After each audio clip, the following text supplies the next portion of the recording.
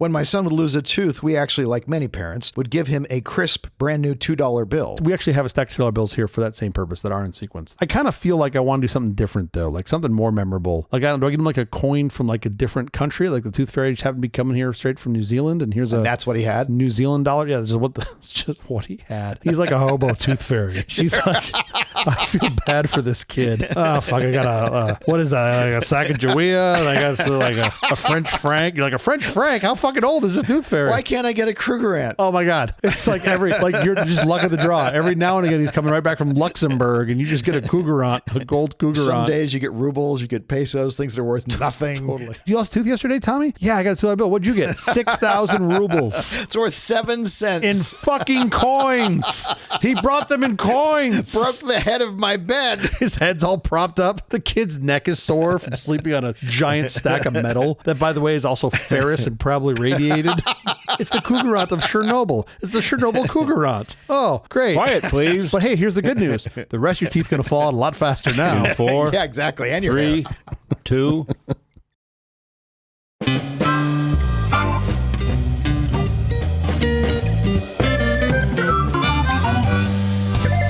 Presents a Truly Terrible Podcast. Welcome to Nonsense Season 2, Episode 34. I'm Jeff Parker. I'm Stu Little. This is our take on the week's business, tech, and entertainment headlines. This time, we'll look at space junk. Oh, junk. That's what we're good at looking at. Oh, my. It's the International Day for the Total Elimination of Nuclear Bombs. One of the oldest goals of the United Nations is achieving global nuclear disarmament. The number of deployed nuclear weapons has appreciably declined since the height of the Cold War, but around 13,000 nuclear weapons remain. On the 2023 day, UN General Secretary Antonio Guterres said geopolitical mistrust and competition had raised the risk of nuclear conflict back to Cold War levels. He again reaffirmed the UN's commitment to a world free of nuclear weapons. So let me make sure I understand this. This is International Day for the Total Elimination of Nuclear Bombs. Yes. Last week was National Butterscotch Pudding Day. Yes. Okay, so we're really staying in the same genre of importance of days. Not every day is as important as every other day. By the way, it's also today Alpaca Day, and I think I made a huge mistake not picking Alpaca Day. Yeah, I feel like Alpaca Day would have been more our thing since we're coming off Butterscotch Pudding Day. I feel like National Alpaca Day is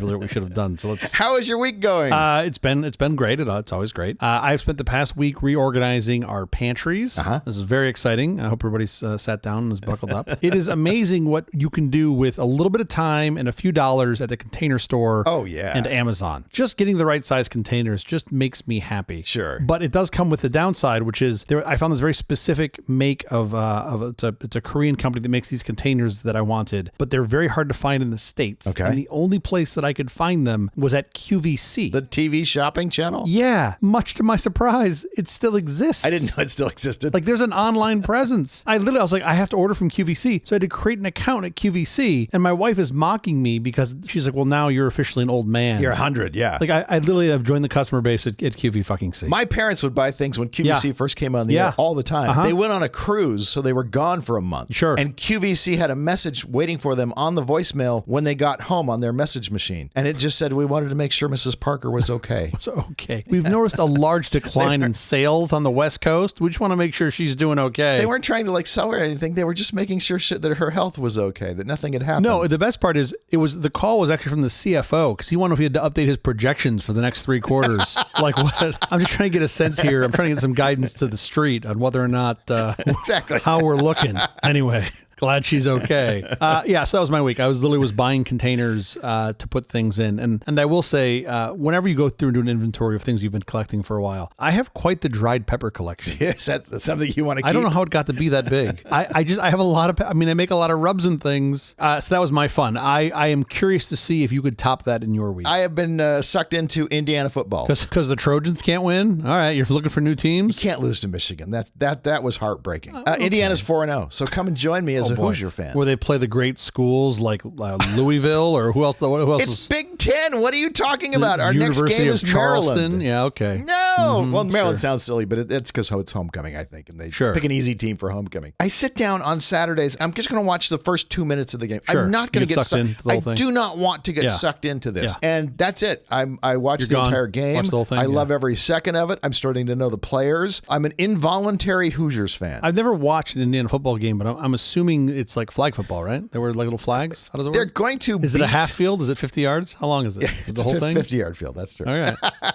It's arena football. I like that I'm alienating our entire Indiana University listening base. I'm telling you, they're good. They are in the Big 16, the Pac 16, the Top 16, whatever that is called. You and I could field a team against fucking Maryland and win. All right. Yeah, they're doing an amazing job against Maryland. This is like Notre Dame. All the idiots that I know that are Notre Dame fans. I'm like, you're not in a conference. You don't play any real schools. I'm telling you, the Big 16, or I don't even know what they call it anymore, is a real conference. They're going to play Michigan, Okay. who just beat us. Now you're making it hurt a little. We just beat UCLA.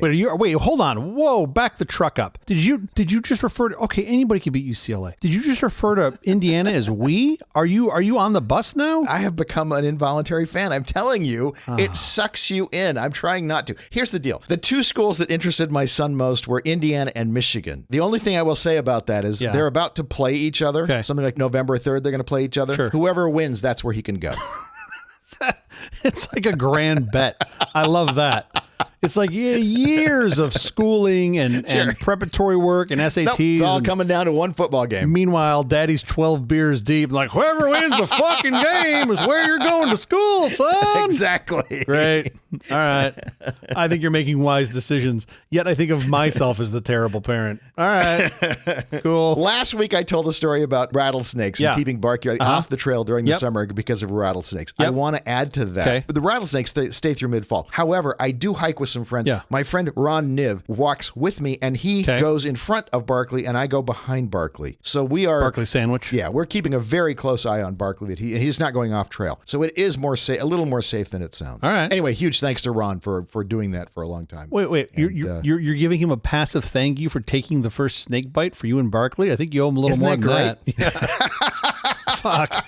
Hey, next time I'm a terrible friend. Totally unrelated. Next time I go to Mexico, can Ron go with me? That'd be great. Exactly. Hey, Ron, wear your Rolex and walk out in front of me just to let me know what happens. You'll be fine. Ron made it down that street. I'm sure I'll be okay. No. Thank goodness for Ron Niv. I cannot tell you. The world is a better place with Ron in it. Absolutely. My friend Vanessa is in the market for an EV. She says she wants a sedan, and she says money is no object. Tesla all the way. Just buy a fucking Tesla. They're so good. They're amazing, especially when it goes into submarine mode, just underwater. It's great. You get to see all the fish and everything. You die, but you see the fish before you die. But on it's the lovely. way down, you see the it's fish. good. That's great. In my life, I have never used the phrase money is no object. Okay. Have you? I usually think of money as an object. Yes. That is such a crazy way to live. I want the most bang for the Was buck. she inside her Scrooge McDuck room full of gold cougar ounce when she said this to you? She's just like throwing them around like money. Swimming in them, swimming in the gold. Exactly. Yes. Let me give you the list of the cars. Just Are we a call-in show now? Is anybody? Yes. Are we taking like woodworking tips now? What else is coming in? All right. Please give her some good ideas. She has looked at the Lucid Air. She likes it because it has seats that give you a nice massage as you drive. The Lucid Air is like driving a couch. Yeah. It's supposed to be incredible. I've not driven one. It's supposed to be incredibly comfortable. Everyone says that. I mean, can I add something? Yeah. The Lucid Air, they're working on L3 self-driving capabilities. So the people I know that own the Air like it. A couple of them have been grumpy. I don't know what their reasons are, but I think generally speaking, the consensus around the Air is that if you want to drive around the most comfortable electric couch you can find, the Air is the way to go. I used to say that about the Bentley. The Bentley's like driving a living room. Yeah, it's definitely a living room-esque. Here's the thing about the Bentley, though. You don't drive a Bentley. You are driven in a Bentley. Yeah, sure. If you're buying a Bentley to drive, you are doing it wrong. It's like, people like, I want to buy a Maybach. I'm like, you better fucking buy a driver with it. Otherwise, you're going to look like a dipshit getting out of a Maybach. The Air is supposed to be great. I think that's a great option. They also have some crazy high-performance version that's like stupid fast. So you can be a fast couch if you want to be. Wow. The new Mercedes-Benz, a lot of people like. I'm not a huge Benz guy. I don't like their... EQE? You don't like the EQE? I don't love the design cues on it, inside or out. I mean, I think if it's your cup of tea, go for it. It seems to be a polarizing car. It's kind of like the Ioniq 5. Sure. You either love that car or hate it. I happen to be in the hate category. Wow, I don't. I've actually been in one fairly recently, and I quite liked it. I just think the outside looks terrible. I haven't been in one, but outside, climb in the inside and go for a drive. You're going to like this car. As a BMW guy, I have a hard time recommending their current i-Series, the i4, i5, or i7, because it appears they took a gas, ICE vehicle and electrified it so that it looks the same, which is cool, but you don't have all the same storage accoutrements that you would normally want. Like, it's not a purpose-built electric vehicle. So, I have friends that have them. They at least the i5, they love them. Sure. They're very happy. It is a BMW. It just doesn't do much for me. Great fit and finish. The one that I love is the Taycan. The Taycan and also the Audi e-tron GT, which are basically the same car with different trim. I think it's tons of fun. It's super stylish. It's lots of power. It's also, and people don't talk about this enough, it's the best sounding EV in the world. It sounds like a Detroit V8 had consensual sex with the Jetsons car. Wow. And the baby that they made is incredible because it sounds like a little electrified. And you can hear that it's consensual. No, if we took the best parts of an American V8, which is arguably the best sounding engine, if you like the way motors sound, yeah. and you took the Jetsons vehicle, sort of this futuristic EV thing that we thought of, 30 years ago, 40 years ago, and those two made beautiful love and had a baby. That is what the Taycan and the e-tron GT sound like to me, and it's lovely. I think the Jetsons might be 60 years ago. I was trying to save this for you, basically. It was the Ioniq 6. I have a couple friends that have Ioniq 6s, and they speak highly of them. Yeah. I don't know anybody that owns any of the new Volkswagen ID line. Like there's the ID4 is the one that I think came out first, and people seem to really like that. ID7 is a lovely car. Those are not luxury vehicles. And if you're saying money is no object, I'm guessing you want a luxury vehicle. You want a Chevy Bolt? I'm assuming Yes. the Chevy Bolt is right where you line up. You're like, what do you have that's made in the Eastern Bloc? Money is no object. I do think it is mildly ironic that basically 3 of the vehicles I'm recommending are VAG, right? The Volkswagen group. Yeah. And which is mildly ironic since they got busted for Dieselgate, 10 years ago? Sure. But you're not going to get busted for Easelgate. There's no electric Oh, gate. I guarantee you they're doing something in there. Yeah, I know. You think they're fudging numbers like Tesla? They're using blood lithium or some shit. They're doing something in there that's not. We don't know what yet, but some college kid's going to figure it out. Blood lithium. Blow a lid off them. We confused our audience with our 1990 retro ad. Oh, last episode? Yeah. I mean, I thought it was great. Well, you and I are fans of how far we've come Sure. in technology, and so those are fun for us. Yeah, there's good news and bad news for you folks. If you got the ad, like if you understood what we were doing, congratulations, you're a super dork, and Yes. you clearly were dealing with computers 30 years ago. Like us. If you didn't get the ad, congratulations, you're one of the cool kids, and I'm assuming in the 90s you were at like a school dance or something, or I don't know, out playing football, you jock, not flipping through the computer shopper like I was. Yeah. Okay, we should keep doing these, but I feel like it's let's see if our listeners can identify the ads. Let's get to our headlines. Yes. You think that's a good idea? I support headlines. Biden proposes banning Chinese vehicles, connected car technology from U.S. roads. The U.S. Commerce Department on Monday proposed prohibiting key Chinese software and hardware in connected vehicles on American roads due to national security concerns, a move that would effectively bar Chinese cars and trucks from the U.S. market. I think this is probably a good idea. I'm for this. I know you are. I don't think this is as simple as just trade asymmetry and saying we need, to be nationalist about U.S. products. I think this is we probably don't want China to have a whole bunch of vehicles that can, map and also react to things on our soil. I'm for this. The proposal would make the software prohibitions effective in the 2027 model year. The hardware ban would take effect in the 2030 model year or January 2029. At first blush, I'm like, wow, that's kind of way out there in the future. But then you think about how long the Be there in design 2 cycles seconds. on these cars, and you're just like, Sure. even if they react now, it's going to be hard to be ready for a 2027 model year, which is in 18 months, less than 18 months away. You're going to be shipping those cars? I don't really even get this. Honestly, I don't. Why? I'm a Chinese spy. Can't I just jump in a car and, have a camera, Of course. record all the same data, and get the same information? We've really got to work on your imagination. I mean, it just doesn't seem like this is hard data to gather. But not just data to gather, you can also control the cars and tell them to do things. That's a little different. I mean, yeah, okay, sure, maybe they control the cars and tell them to do things. Technically, the interstate system was made, right, for military transit. No. In reality, it's primarily used for commerce. It was used for trucks. That was the primary reason. The original budgeting was for military transit, to be able to get to move vehicles from one area to another to protect the country. I don't know anything about this story. I thought it was We'll do a segment on it. We need to, because I always thought it was for commercial trucking. Commerce was the bonus, but the initial interstate system, my understanding, probably wrong, was that it was designed for military use, or I should say that was the auspices that it was implemented as. Is like if you had to get vehicles from one place to another, you could, without a bunch of stop signs, you could. Sure. Obviously now we use it for almost strictly commercial use and personal use. But think about this. How many vehicles, Chinese or otherwise, shitty Teslas, doesn't matter. How many do I need to put in a coordinated effort on the Bay Bridge to shut down San Francisco for at least a day? Not many. A couple on fire. Sure. But no, I didn't even think about that. Like, what if you just ran 4 Teslas, which by the way, they can do this themselves. Yeah. You just ran 4 Teslas on the Bay Bridge and then just ignited them. You just ran the battery supercritical. You're now going to have a whole bunch of really hot metal on the middle of the Bay Bridge, which might shut that bridge down for weeks or months. That's really bad. That's an infrastructure attack that's really bad. Okay, enough with the headlines. Up next, we're going to talk about space junk. The junk of space? Junk in space. Is it a lot or a little? Space is full of junk. Just like my trunk. It's the bubble butt of space. Ooh, let's go.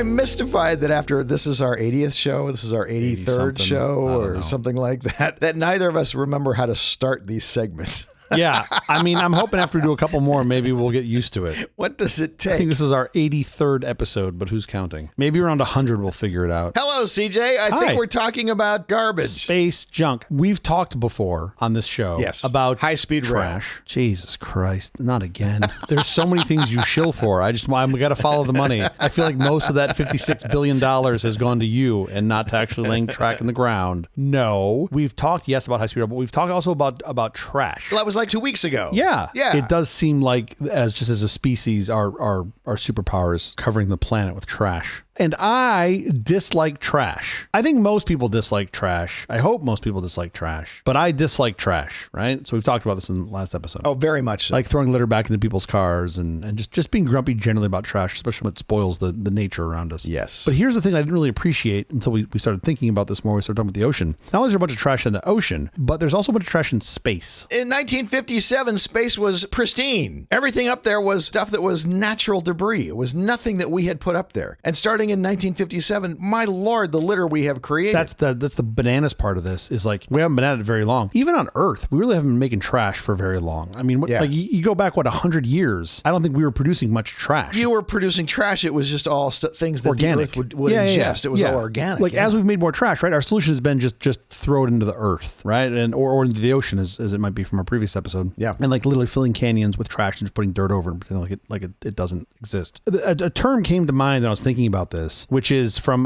Cory Doctorow. I don't know if you read much Cory Doctorow, but he coined a term to describe a pattern in which online products and services decline in quality. Sure. Do you know what the term is? Have you heard this before? Sure. Enshittification, Sure. which is fantastic. It's the basic concept that initially vendors create a high quality offering to attract users, then they degrade those offerings to better serve business customers, and finally degrade their services to users and business customers to maximize profits for shareholders. Yeah. That's what he calls enshittification. But just to elaborate, it's a pattern nearly every high-tech company has followed. Seems to go through. Sometimes they skip the beginning and then just go right to the enshittification. Sure. But here's the thing. I feel like we've managed to enshittify more than just the planet with our garbage. Turns out we've also done a great job cluttering space. Yeah. So the area around the rock, because fucking up the rock isn't enough. We need to fuck up the area around the rock. There's been about, roughly speaking, 6,300 successful rocket launches in human history. Okay. That's it. Not a ton. Like kind of a ton if you think about it. It's a lot of rocket launches. It's a lot of if you're rockets. talking about Yeah. it all started in 1957. Wasn't that long ago? I know, it wasn't that long ago. I mean, what's bananas to me is, we've done 6,300 rocket launches, so single-digit thousands of rocket launches. But that's resulted in millions of pieces of human-made garbage orbiting the Earth, with potentially tens of thousands of more launches planned over the next decade. The increase in space junk is like a real concern about sustainability, to the point where we might not be able to get stuff off the planet, because you may have this like curtain of shit in LEO that's just orbiting around, keeping us from getting off the planet. Let's explain why really quickly, because it sounds like we have litter. It's just not pleasant. It's just not pretty to look at. Sure. Like litter that's tossed in a natural setting. The people who drop the Cheetos bags, in the cavern or whatever, and it does cause some problems. But mostly, it's like an eyesore. Pisses me off. And that kind of litter was like, oh, that's too bad. That's very different in space. Yes. Literally in space, what happens is these objects are orbiting up to speeds of 17,500 miles an hour. Yeah. And so when you have your equation, mass times acceleration equals force. F equals ma. Thank you. A is really fucking big. Doesn't matter if M is small. F is still going to hurt like a motherfucker. That's basically what he's trying to tell you. Yes. This has been Physics by Jeff and CJ. Mass can be tiny, but if velocity is huge, you still have enormous impacts. You still can cause massive destruction. Think about a bullet shot here on Earth. A bullet flies at what, 2,000 miles an hour, something like that? You're talking on the order of around low single-digit thousands of kilometers per hour. So a bullet is in like the neighborhood of like, call it 1,000, 2,000 miles per hour. So about 2,000 miles an hour is what a speeding bullet does. Sure. Yeah. These objects are flying through space at 9 times that. Oh, yeah. I mean, super fucking fast. You can really cause some serious damage to to things you actually need to exist in space. That's why the litter matters. That's all I wanted to say. The litter matters because of its velocity. But just for clarity, F equals ma, not F equals mv. So really it's the A that you care about, not the V. The A being the deceleration when the thing hits the other thing. So the velocity is what gives it a high rate of deceleration if it hits something. A tiny fleck of paint off of a space shuttle hurtling through space that fast is dangerous. Dangerous is one word. Or you could say it like I think about it, and that little speck of paint will fuck some shit up. Big time. Like it does not care what's in front of it. You asked for some round numbers, right? Some basic history on this. 6,300 rocket launches since 1957. have delivered over 14,000 satellites into Earth's orbit. Over that same period, there have been about 630 explosions, collisions, or other unplanned events that have caused objects to split apart or fragment. So you got 14,000 satellites, give or take, but then you've had 600-ish collisions or interactions that have made those things get much, much, much smaller. Some bigger and more important than others. So we have people who spend their career tracking this stuff, and this is fascinating to me. There's about 32,000 objects tracked and cataloged by the Combined Force Space Component Command, the CFSCC. Yeah. They really need a better name. They're part of the Combined Space Operations Center At Vandenberg. Vandenberg, right here in California. These objects are observed and tracked by monitoring reflections from the sun. They feed into some super complex algorithm, and then it can determine the object's size and distance from Earth. So again, you're talking about on the order of 32,000 of these things they're tracking. You're talking about something that's more like around 50 centimeters in size, which I always fuck up my metric to English. A marble's about a centimeter in diameter. Yeah. 50 centimeters, I think, is the equivalent to like a couple miles. Quite a bit bigger. Miles. Yeah. And these things are traveling at around 3 kilometers per second. Yeah. Again, roughly speaking, that's like 2 miles per second. Yeah. Not per hour, per second. And that's stuff that's in, geostationary orbit. So anyway, this is all part of the United States Space Surveillance Network, the SSN, which is also another great name. They've called that the SSN. So I'm assuming it will be leaked by Blue Cross in no time. But the real problem is the junk that we can't see. And this is the stuff I think Jeff was alluding to. You've got these statistical models that the ESA, the European Space Agency, has put together. They estimate that you've got these, 36,000 objects that are larger than about 10 centimeters. Mm-hmm. You then have 1 million objects that are between 1 to 10 centimeters. And then somewhere in the neighborhood of 130 million objects that are between 1 millimeter to 1 centimeter. Yeah. And again, because you have this extremely high rate of speed and you've got a ton of momentum in these things, they are real problems if they collide. Parts of the space station are covered in Kevlar, padded Kevlar, so that these things can hit the space shuttle and not do extraordinary damage. That was one of the things they had Butch do. They gave him little furniture blankets, and he went outside and just put furniture blankets outside. Things, sure. Yeah. Like when you're at the U-Haul, you pay extra for the furniture blankets, and he just wrapped it up all nice. So can you imagine the ISS just wrapped in like blue blankets, just like say NASA on the bottom, NASA and U-Haul, like it's a collab between NASA and U-Haul. But here's the thing: you have these, as Jeff mentioned earlier, anything from like paint flecks to rockets or small fragments from these impacts. They're traveling faster than a bullet, and that can cause an incredible amount of damage to something else that's in orbit. Not mildly faster than a bullet. Yeah, an order of magnitude faster than a bullet. Here's the thing: we've sent about 10,000 tons of shit into orbit. 10,000 tons. Mm-hmm. That's a lot of stuff. Right? About half of it's still functional. Probably less. How much of the stuff have we put up that is still useful? That's a really good question. I don't know. I would guess less than that because I got to believe shit was heavier earlier on. Oh, of course. And none of that stuff still That's works. True. Right? Yeah. Okay, so you have like all these satellites that become obsolete or stop functioning, and some of them have detachable items like a rocket booster, and some, this just blows my mind, some operators just plan to leave in space. Yeah. They're just like, That's an important point. Yeah. People who put up satellites often figure out, we need to, at the very end of this thing's lifespan, be able to deorbit it. We need to bring it back. Deorbit it. Into so that it burns up on the way through the atmosphere, and that's all good. Yep. You do that, we're all good. But in the early days, you take care of your trash, we're all good. You weren't thinking about this. In the early days, you're just like, let's put this thing up. Let's just see what Sputnik can do. More importantly, now people aren't thinking about it. There are people, because it's so much cheaper to not have to do that. That's where this conversation's going. Yeah, of course. They're leaving their trash in space thinking this is way easier to not clean your water and just dump it into the river. Right. And like, not my problem. Like, it goes downstream. Like, I don't care. This is a huge problem. Talking about collisions, there was a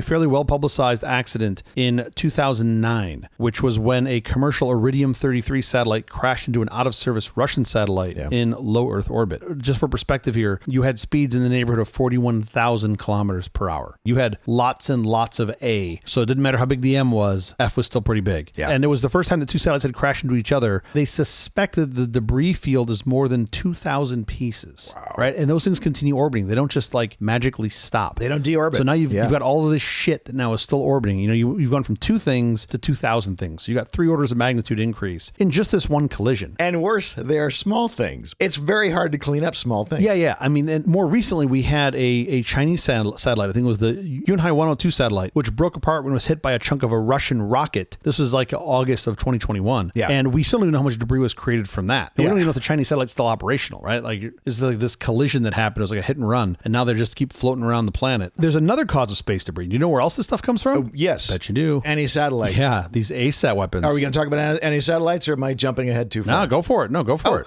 Well, basically, the one that was semi-recent was India wanted to show that they had anti-satellite capabilities, and they blew up a satellite in the air, and of course, it created an enormous debris field. And the rest of the world all cried out, "This is terrible! Stop doing this! Don't do this! No one ever do this again." The United States signed a thing that they would no longer test I don't even know. 2022. When was ASATs. Yeah. So this was the U.S. and the U.K. declared a ban on their own anti-satellite testing, and they call for other nations to join the initiative. I find this somewhat amusing just because we've already done it. So the U.S. has already done this, which was terrible. That's always the case. Yeah, and then we've done it. We're like, hey, you guys really shouldn't do this. But oh, by the way, we know how to do it. Somebody has to do it first, though, to find out that it's a really bad idea. But I still think it's you got to ask these other countries, no, trust us, don't do it. It's a bad idea. And it's but now you have a significant advantage because you know how to do it over other countries. We'll publish the book on how to do it if you agree not to do it. Yeah, I mean, I think that would be maybe the way to go. Give everybody the tech, but now you're into the same. That's like the nuclear problem, right? Now everybody has the tech, and then they start threatening you to use it. Yeah. That's never great. But yeah, so these are all ways you end up with a whole bunch of debris running around the planet, flying around the planet, none of which is good. And it's not just low orbiting stuff. Yeah, there's stuff in all sorts of orbits. Oh yeah.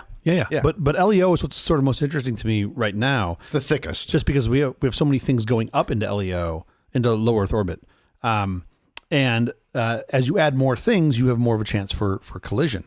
You look at SpaceX's Starlink, right? Any of these mega constellations. You've got Starlink, you've got OneWeb, you've got Project Kuiper. How do you pronounce it? This is the Amazon thing? Yeah, Amazon's Project Kuiper. Don't remember how to pronounce it. Kuiper. We'll leave the pronunciation as an exercise for the listener. We'll just call it Project K. It'll be great. Sure. It's either a satellite constellation or ketamine delivered to your house overnight. It's a way to get packages to you very quickly. Project K is whatever you want it to be. So just Amazon's project alone is 3,200 satellites. How many satellites is SpaceLink, Starlink, SpaceLink, SpaceLink? Well, if you could narrow your question down to one of the two hypothetical. My uncle has it. It's how my uncle has the internet. As of this recording, I think you're talking about 6,000 Starlink satellites. Wow. And of those, the vast majority of them are working. You're talking about 6,350 satellites that they've put in orbit. About 6,290 of them are currently operating. Their lifespan is not long, relatively. It's not 10 years. I mean, their lifespan is under 10 years. And so I think they have built into them some way to bring them out of orbit, to deorbit them. Yeah, I think you're talking about roughly a 5-year lifespan for those satellites, give or take. Yes, they do have some planned deorbiting. I think generally speaking right now, in the international community, you have to have a plan to deorbit for anything you put up. I mean, it's interesting looking at people who track this stuff and have made a career out of stuff flying around in space. I would think from a physics perspective, it would be relatively simple once you know its trajectory because there's very little friction. There's nothing for you to hit. Sure. So you sort of know how it's going to go. As it turns out, there apparently is some decent amount of variation that you can't account for. So you have to do real modeling to see what's going to happen, especially when you get these collisions, right? You need one collision and then you're off. Yeah, sure. All your modeling from that point forward is done. You got to just start over. Right. Okay, so we're talking about this LEO orbit. This is where most debris is located. Yeah. And we're talking about, potentially having 100,000 satellites by 2030. Wow. In LEO. To show the stars to your kids now because they're never going to see them again. But also it's kind of amazing how fast we've gotten here. Oh, yeah. Well, I mean, you can really thank SpaceX for that because they've made launch so much cheaper. Yeah. Being able to put stuff into orbit. Now you can basically order the parts off fucking Alibaba. Yeah. When the last time I ordered a diamond making machine, I went ahead and threw in a satellite too. Why not? And the satellites are so small now by comparison. They used to be so big and now it takes much less space. I mean, the one I'm putting up is the Raspberry Sat 4. Zero. It's great. It's a W though. It's not a Raspberry 3 It's a W. Yeah, no. It's you don't have W. that kind of power. No, of course not. Now think about this. You put up more stuff. What's going to happen? More collisions. Oh, I didn't think of that. You ever been on the 405? More cars equal more crashes. But then what happens when you have a crash? If you have a roughly speaking 3 orders of magnitude increase in junk every time there's a crash, then you just these things are just grenades flying around. It's just exponential. The problem is just this compounds very rapidly. It reminds me of the you've seen the great sequoias, right? The giant sequoias up on the California coast. I have. Of course I have. And these things are massive. And my understanding of these is when one falls, which happens every a couple hundred years or something, it's likely to run into another tree. Oh, it happens way more than that. Okay. Yeah. I don't know. I'm not a fucking sequoiologist. You should be. Let me tell you about my expertise on trees. So, one of these great sequoias, they're hundreds of feet tall. When one falls over, it's likely to fall into another great sequoia, thereby knocking it down. I feel like this is that, right? It's just that compounding effect. Nature playing dominoes. Yeah, exactly. Nature playing dominoes. Yeah. And it's just you watch all these things sort of come down. The good news in the case of sequoias is that when they fall down, they grow pretty fast. I mean, some of those sequoias are 200-300 years old. They grow. They pop up. Yeah, they pop up quite quickly. You had mentioned something earlier talking about the blankets or the panels on the ISS. Yeah, the Kevlar. As it turns out, we had a couple of years ago. I think it was also in 2021. There was a small piece from a Chinese weather satellite which was destroyed by one of these ASAT tests. It actually hit the ISS, causing like a 5-millimeter hole in one of its arms. Yikes! Which is kind of petrifying, right? They have a protocol for if they get punctured. They actually do have a protocol for it. Is it duct tape? It's got to be duct tape. I'm sure it's duct tape. Like Butch brought up 2 more rolls of duct tape and 1 roll of Gorilla Tape, and they're like, Butch is the repair guy. Do you think it's like one of those like rubber repair kits that comes with anytime you buy like I'm 90% sure it's Flex Seal. Oh my god, that'd be even better. It's just a can of Flex Seal, and it says like the procedure for a hole in the hull. They're just like can of Flex Seal. That's it. There's no other steps. For a hole in your boat or a hole in your space station. Could you imagine if they had Flex Seal during the Apollo mission? It would have been so much easier. They would have just been like, put the tube on it, spray it in Flex Seal. You'll be fine. Oh, that's funny. Here's something that I learned that I didn't know about. As the density of the space rubbish increases, and you get this sort of self-sustaining runaway cycle of debris-generating collisions. Sure. We have a name for it. You know what the name is? Oh, God, we have a name for it? We have a name for it, yeah. The phenomenon is known as the Kessler syndrome. Oh, yeah, sure. The fact that we have a name for it, though, just tells you how bad things are. I know. It just tells you how bad it is. I know. If you can say snow in 16 different words, it's because there's a lot of different variations to the snow in your the types of snow. There's a lot of snow in your world. If you have a name for space junk, there's too much space junk. Here's the part that I didn't think about, and I alluded to this earlier. If this scenario of the Kessler syndrome, if this occurred, some LEO orbits could be unusable for decades. And then worse, you may not be able to get beyond LEO to reach higher orbits. Right? Even for missions trying to leave, can't get through the junk. You can't get through the junk. Like, can you imagine, like, bad enough you've got to worry about weather for your launch window. Now you need to worry about space junk, and you don't have the vortexing help that you have in the Pacific that sort of pushes all this junk together into a pile. Yeah. Right. You have the opposite, and it's all just free-flowing junk. Yeah, it's all spreading out in different directions. So this Kessler syndrome is kind of nuts, right? It's this like space-age tragedy of the commons that's happening right now. And there's zero consensus on how to stop it. Like, we don't have a plan for how to stop it, which is also somewhat baffling to me. Donald Kessler, who's the retired NASA senior scientist for orbital debris research, the guy who named the Kessler syndrome, he believes that finding a way to remove at least some of the space junk should be a top global priority. For sure. My first thought was like, oh yeah, good luck. Those satellites are really useful. You want them to function. You need LEO to work. Of course. But I'm also just thinking, like, we're going to ruin this rock over the next, who knows, couple of centuries. So if you want to path off, you better not put up a wall, a curtain of shit. Like a wall of garbage. I can just imagine these new space shuttles that have like cow catchers on them for the trains, or there's like, we just scoop the buffalo up and throw it off to the side. You're like, wait, no. Doesn't quite work. That can't be the right solution. Someone needs to call Boy and Slat. Boy and Slat? The guy from the ocean cleanup project? Oh, yeah. Get him working on space? I don't know. Well, he's 30 now. Let's get his son working on space. He's old. Yeah, he's old as shit. Do you have a 5-year-old? Do you have somebody else that has your name that we could get working on this? Do you have a brother? I'd like to keep him working on the ocean. I feel like we need to keep that's what I'm saying. Let's find his son. He's done such great work. Perhaps he can. Or daughter. It doesn't have to be a son. That's fine. There's just some genetic relation. This man has such success with ocean. So Kessler's Nightmare is that. By the way, that's a great title for a movie. Kessler's Nightmare? And Kessler's Nightmare. For like an end of the world kind of movie about space junk just ruining our life. Kessler's Nightmare. You end up with sort of all these crazy ideas, which I think is what you need. You need literal moonshots to try to figure this out. And it's anything from like nets to laser blasts, harpoons, giant foam balls, puffs of air, tethers or solar sails, like even garbage gathering robotic arms with like tentacles. These have all been things that have been proposed as solutions for taking out this orbital trash. Sure. And there was one, I did not know this until researching this episode. There was one recently called the End of Life Services by Astroscale Demonstration, also known as the ELSA. ELSA D? Sure. It was great. ELSA D. I'm assuming they immediately got sued by Disney after calling it the ELSA D, but 88 years. The ELSA D was a 2-satellite mission developed by Astroscale, which is a Japanese-based satellite service company, to prove this sort of core technology for on-orbit satellite servicing in low Earth orbit. Are you familiar with this thing? How this thing worked? No. Oh, it's super cool. You would love this. No. They basically put up 2 satellites, a servicer satellite, a catcher and a deliverer. I think you could call it that in the 80s, but I think in the 2020s we don't call it that. I think now we just say partners. But hey, sure. you do you, buddy.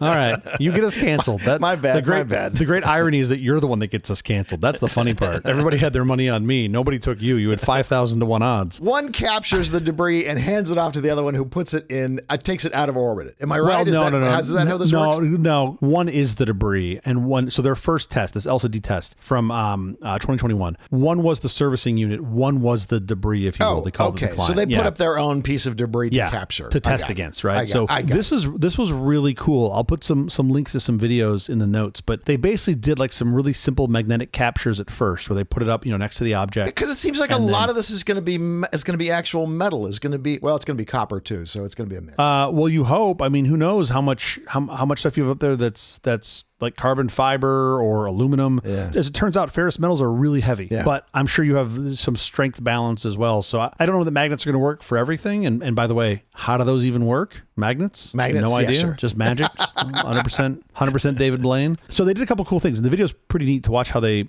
stages they did in this mission. One was like approaching the client object and then just capturing it with like a big magnet, basically. Okay, so that's cool. Very simple. But then another one was they detached from the client and then basically sent it off and then had to go find it. And they did I believe it was an autonomous seek mission where like it went. That's cool. So imagine it's on an orbit going around the planet, right? Yeah. It went into this like corkscrew on that orbit. So on the plane of the orbit, it was doing this corkscrew to search for the object. And then it found the object. Will eventually get you. Now they put on the object itself, they put some rotation. So the object was actually rotating as it was flying through space. That's what's going to be the case. All that stuff is moving in different. That's what's going to happen. Yeah, of course. This stuff's going to be tumbling. Yeah. So you can't just approach it and dock. You've got to find the same rotational orientation that it has. And it was pretty cool to watch it do this. That was another big part of the mission. They had all sorts of problems on this thing. I think at one point they ended up losing 4 out of its 8 thrusters. Mm-hmm. So it was not in great shape, but it still went on to complete. But it's an idea. It's for proof of concept. It's POC, exactly. It's a great thing someone's doing this. And it worked. It was a success, right? They did the rendezvous with these uncontrolled objects. They had a handover from absolute navigation to relative navigation, which is also really interesting. So it goes from absolute navigation, where I believe it's using the stars as navigation points, right? There's no GPS doesn't fucking work in LEO. No. And then it moves to some relative navigation. Nor does time really, but that's another story. Okay. All right, Einstein. Keep your third law out of this. But it worked. The thing was a success. And they have now their latest mission, which they launched earlier this year, I think, February 2024, is known as the Active Debris Removal by Autoscale Japan, also known as ADRIS. And they're going to try to extract a piece of existing debris. I think it's a rocket, a Japanese rocket. Mm-hmm. So now they're doing like the next phase of the POC. Good for Japan. Yeah. That's wonderful. That's amazing. I mean, you look at this and you go, there can't be any money in this, right? Like right now, there's no marketplace for this. There's no one. But there should be. All of us who have put space junk up there should be supporting these pieces of research. The capture of the garbage. I mean, the experts basically say the best way to solve this problem is to stop leaving shit up there. Of course.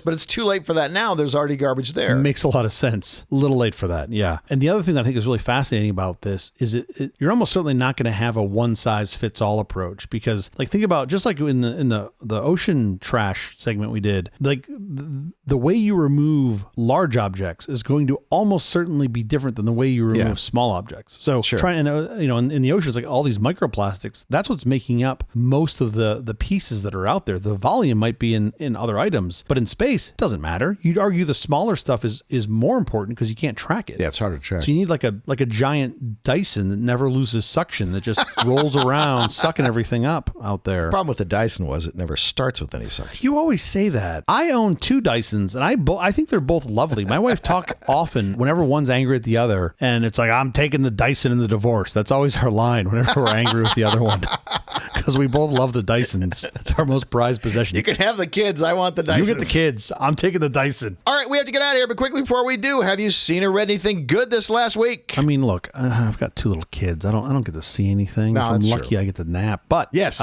My kids had a play date. Speaking of your kids, at a place called Kids Empire, which I'm sure you don't know because you don't have little kids. No. But it's like, it's one of those like indoor play places where your children's kind of like run amok and just do whatever. 3 stories high with Lord the of the Flies. tunnels. Yep. love that. All sorts of stuff. And like, I fully expected it to be a shit show, like streaming tears and screaming and broken arms and dislocated collarbones and all that stuff. I think there's still some of that. At least when my kid went to those things, there was still some of that. There were a couple spots where you could definitely hurt yourself for sure. But for the most part, it's pretty safe. Yeah, sure. The kids did great. One of the other kids referred to it as, quote, Kids on Fire, which I think is hysterical and a more appropriate name of the place instead of Kids Empire. But it was super fun and the kids loved it. There's like some huge slide that was like things that were in my dreams when I was a kid. It's 6 feet wide and probably 40 feet high. The kids just love it. Like they had so much fun. That's awesome. Despite my best efforts, they didn't get hurt. I'm going to tell you a documentary to see. Okay. Class Action Park. Class Action Park? I believe that's the name. It's about Action Park, which was an amusement park. Oh, in New Jersey. Yes. I've never seen this doc. It's supposed to be amazing. People died. Yeah. There was no safety to this thing whatsoever. Yes. I've read about this place. That's how far we've come to the safe things your kids are doing, to the crazy things that we used to allow people to just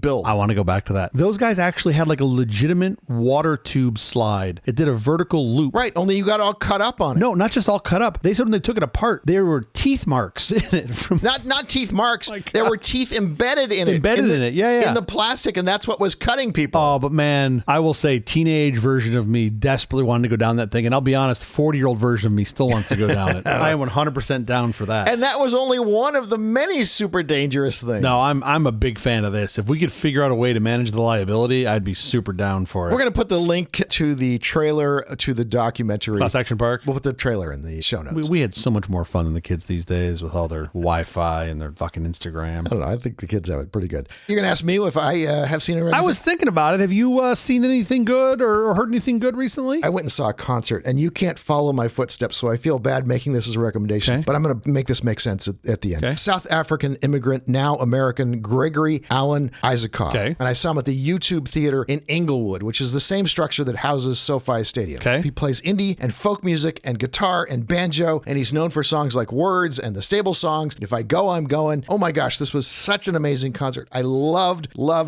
this. He was not even the headliner. Awesome. And he stole the show. It was so incredibly good. His song, Big Black Car, was featured in a 2012 McDonald's commercial. And he donated all the proceeds to nonprofit organizations that further help sustainable farming and nurture community. That's super cool. Forget about him being a great human. What great music. You won't be able to have the same go to the same concert that I got to go to. Sure. He plays around. He's around. If you get a chance, Gregory Alan Isaacoff, absolutely terrific. And now let me give a plug for something I really don't want to give a plug for. Okay. Enough of this Google stuff, man. I hate giving plugs for Google. They are obsessively spying on you and recording everything you do. Yep. Get to the YouTube Theater.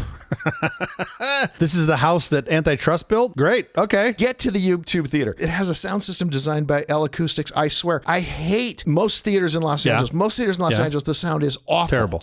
And they kind of retrofit in as best they can to try to make it. The sound in SoFi is awful. If you go and see a concert in SoFi, the sound is terrible. But when you go to YouTube Theater, it's like you're in a really good sound recording studio. Wow. That's how good. How big is it? How many seats is it? 6,000 seats That's or whatever. big. It's huge. I was so blown away by it. I went to several different spots in the auditorium just to hear it. And every place I went, it sounds great. What's your expectation of Intuit? I'm assuming it's also going to sound kind of terrible just it's such a big arena. And it's so hard to do those arenas, although but Steve Ballmer owns the old Clippers. No. Soon to be called Clippies. Oh my God, they should rename that team to the Clippies. Oh my God, why have they not done that? Oh, fucking, this is his master plan. We just cracked the code. He's going to call it the Clippies. The Los Angeles Clippies. Oh my ding, gosh. ding, ding. I see you're playing a basketball game. Ding, ding, ding. Oh my God.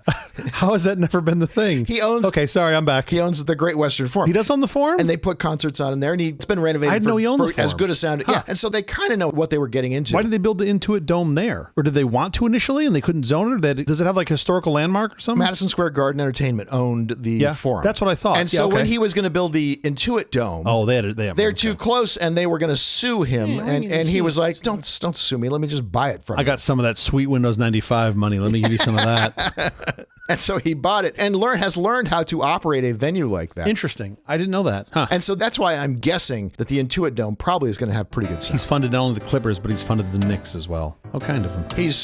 But anyway, get to the YouTube Theater if you get a chance. Interesting. Although you may not be able to see the exact concert that I saw, get to the YouTube Theater. Wow, does this place sound amazing. I'm sure benefits from some of those sketchy-ass practices. Yeah, I know. Oh, I know. That is the episode, he said on a cheery high note. Ding, ding, ding. I'll check that out. Thank you for joining us for all this nonsense. It's really terrible, enjoyable podcasts from our awful company. Please visit us on the web at nonsense.productions. I'm CJ Little. I'm Jeff Parker. If you like this program, please follow, download, subscribe, and like at Apple Podcasts, YouTube Music, Amazon Music, AntennaPod, iHeartRadio, Spotify, my personal favorite, Overcast, wherever you may get your podcasts from. Nonsense Studios are guarded by Barkley the dog. Barkley's a rescue mutt, free and open source. Next time you're tempted to buy an inbred dog, a purebred dog, don't get a Barkley. You'll be so glad you did. Genetic diversity for the win. Special thanks to our floor director, Craig Little. Thanks, Dad. We'll be here every Thursday morning for more nonsense. Well, not next week, technically, since we're off. Yeah, but we're off next week. Most Thursday mornings for more nonsense. Please join us.